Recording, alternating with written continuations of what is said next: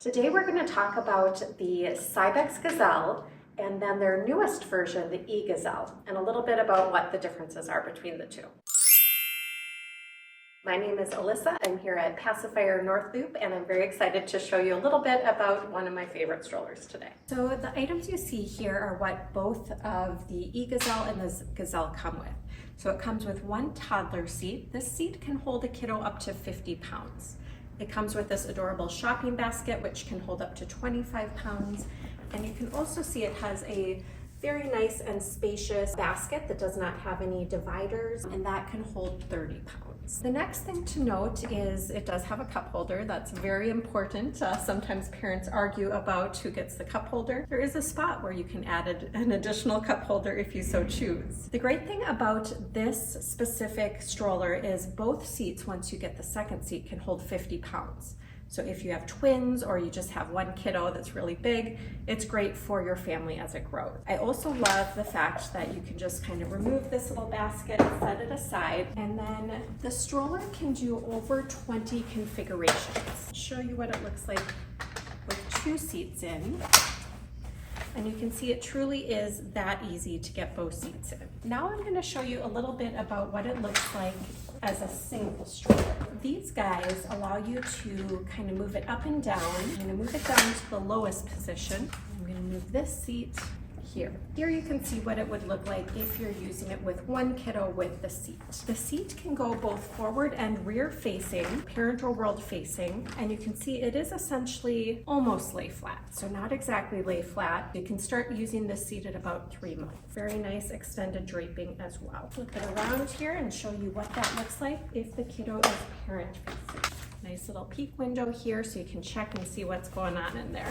The next thing to note is if you are a very tall parent, this is great. It has this extendable kind of hand adjuster.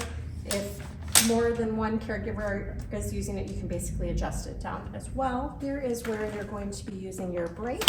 So it's off and it goes back on, and then the wheels are also able to lock in the forward position using this mechanism here. You're going to use that if you're going over rough terrain, or with the eGazelle if you're using it with the rocking motion, which we'll talk about in a little bit. This stroller is extremely easy to close. I'm just using all of these white buttons here, pushing this and clenching.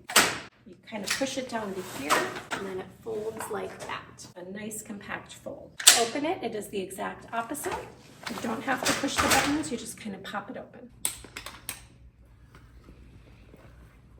Now we're looking at the eGazelle. A couple of differences between the two. For the eGazelle, the price point is $1,100. For the standard Gazelle, it is $800, so a $300 difference between the two. They both have a 2-year warranty. However, the eGazelle also has a battery. The battery has a 1-year warranty. The final difference to call out is there is about a 4-pound difference between the two. The eGazelle is 32.4 pounds, and then the standard Gazelle is 28.4 pounds. So those are some of the key differences to note. A lot of the other features operate exactly the same, with the exception of what I'm going to show you, which is the feature that helps you while you're walking with it if you have a lot of weight or going up a hill. And then they also have a rocking feature. The first function is the kind of assist. When you're walking, first thing you're going to do is you're going to turn it on here. Once you've turned it on, you can see that there's this little lever here. If you push the lever, it's not going to do anything, but once you start walking, it's going to start assisting you. So it really helps when you're going up hills, or if you have your stroller in a 2-kiddo configuration where you just have a lot of weight. You can have 50 pounds in each seat, so again, 30 pounds in the basket, so picture 130 pounds going up a hill. The second feature I'm going to show you is the rocking feature.